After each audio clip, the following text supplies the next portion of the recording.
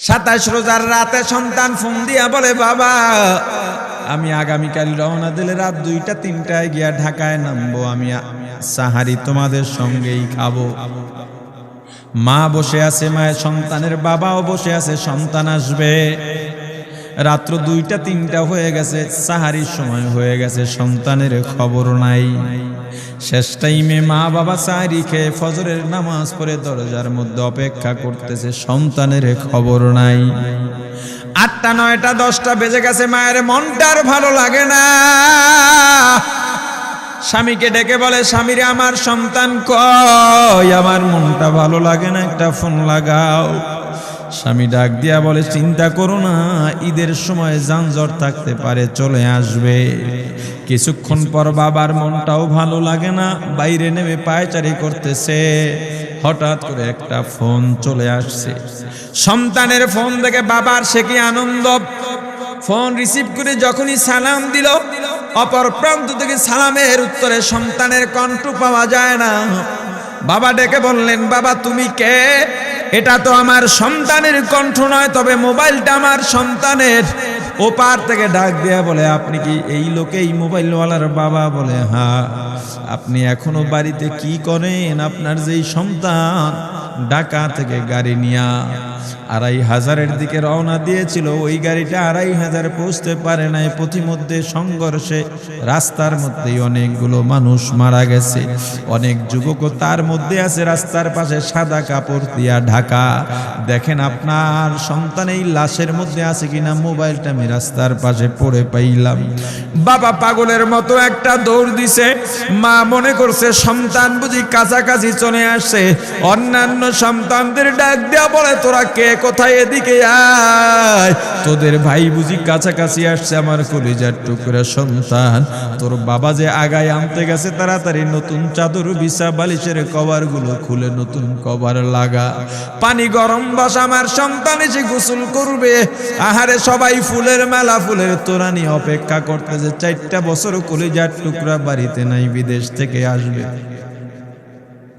বাবা স্পটে গিয়া দেখেন অনেকগুলো লাশ সাদা কাপড় দিয়া ঢাকা। একটা একটা মাথার উপর থেকে কাপড় উঠান আর কৌতূহল বাড়তেছে, কাপড় উঠান আর কৌতূহল বাড়ে। হঠাৎ তাকায় দেখে কলিজার টুকরা সন্তান লাশের মিছিলে শামিল হয়ে গেছে।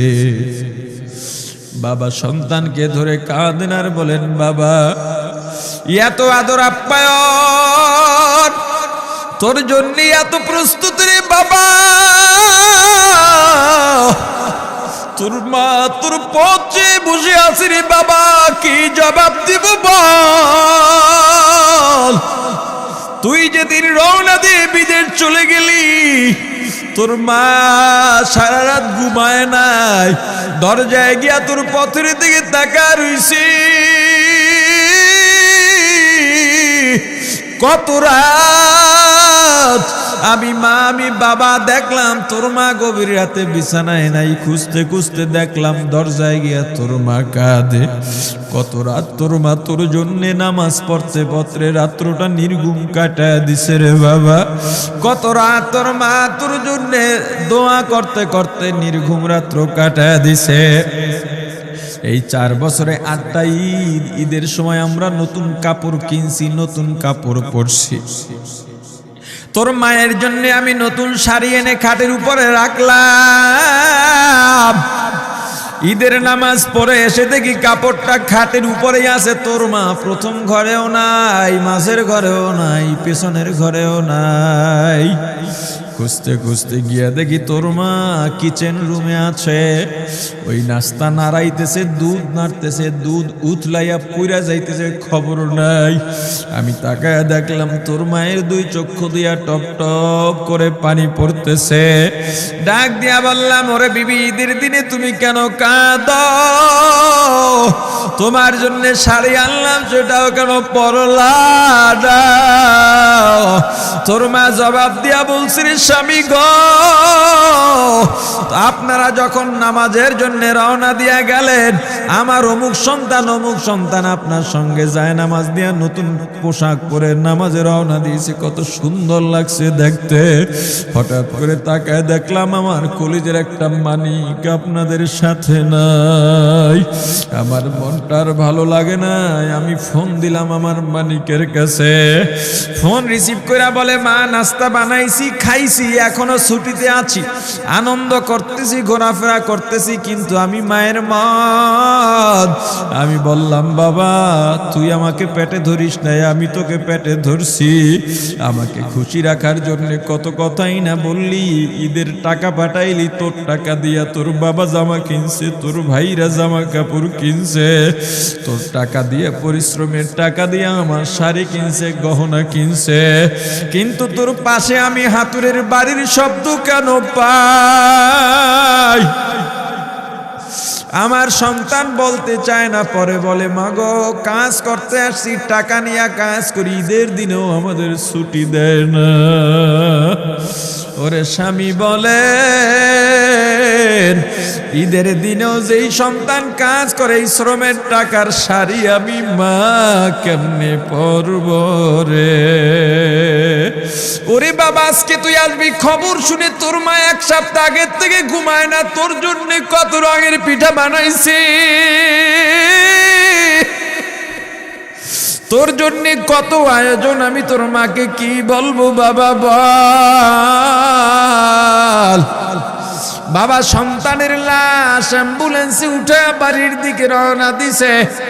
আহারে বাড়ির কাছাকাছি আসছে, এদিকে মা দরজায় গিয়ে অপেক্ষা করতেছে, গাছের আড়াল দিয়া পথের দিকে তাকায় আছেন। দেখেন একটা গাড়ি আসতেছে, মায়ের সে কি আনন্দ, বাড়ির মধ্যে দৌড় দিছে, তোরা কই তাড়াতাড়ি আয়, ফুলের মালাগুলা নিয়ে আয়, গাড়ি আইসা পড়ছে। বাড়ির দরজা দিয়ে যখন অ্যাম্বুলেন্সের হরেন দিয়া ঢুকতেছে, হুইসেল দিয়া ঢুকতেছে, মা একটা চিৎকার দিছে, ওরে এই মরণ গাড়ি আবার বাড়ি কেন, কার কপাল পুরুষে?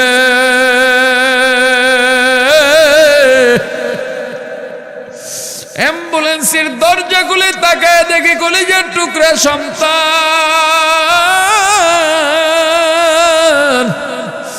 এমন ঘুমাইছে, আর জীবনেও উঠবে না। মা কাঁদেন আর বলেন, ওরে বাবা এটা তোর বিছানা নয়, নতুন চাদর বিছাইছি। বোন কান্দে আর বলে, ভাই আরে তোর জন্য ফুলের মালা পরাইছি, ফুলের মালা বানাইছি, একটু মালা পরাবো। মা ডেকে বলেন, রে সন্তান, 4টা বছর আমি তোর মা ডাক শোনার জন্য অপেক্ষা করছি,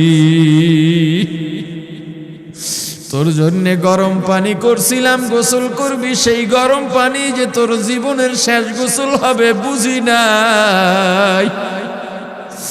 ওরে পর্দালের মাগো, আর কোন ভাষায় বুঝাইলে বুঝবারে মা, দুনিয়ার জীবনটা ক্ষণস্থায়ী, এই দুনিয়ায় নাফরমানি করা যাবে না, এই দুনিয়ায় নাফরমানি করা যাবে না, অহংকার দেখাবার কিচ্ছু নাই, এই দুনিয়া ছেড়ে যাওয়া লাগবে। আল্লাহ এত দয়া করছেন, মায়া করছেন, ওই আল্লাহর সঙ্গে নাফরমানি করো না রে ভাই, ওই আল্লাহর নেয়ামতের অশুকরিয়া করো না,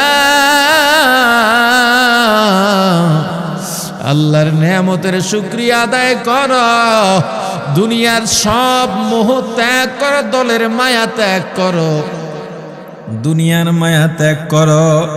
এ আওয়ামী লীগ বিএনপি যারা করো, ক্ষমতায় যারা বারবার যাও, ক্ষমতায় তোমার দল গেলেই তুমি দাপট দেখাও, যুবকরে তোর 2টা পা ধরা লাগলেও পা ধরো রে ভাই, এই ক্ষমতা কিচ্ছু না, দাপট কিচ্ছু না, ওই কিয়ামতের ময়দানের নাজাতের চেয়ে বড় দাপট আর কিচ্ছু নাই। আল্লাহ রক্ত দিছেন, আল্লাহ জীবন দিছেন, আল্লাহর এই রক্ত আর জীবন দুনিয়ার কুফরি পুঁজিবাদী কুফরি গণতন্ত্রের জন্য দিস না, এই রক্ত আল্লাহর জন্য রাখ, এই জীবন আল্লাহর জন্য রাখ। আমার রাসূলের সুন্নাত দিয়া নিজেকে মোড়াইয়া নে, নিজের জীবনটা গড়াইয়া নে, ওই পরকাল হবে তোমার আমার জন্য মহা শান্তির জায়গা।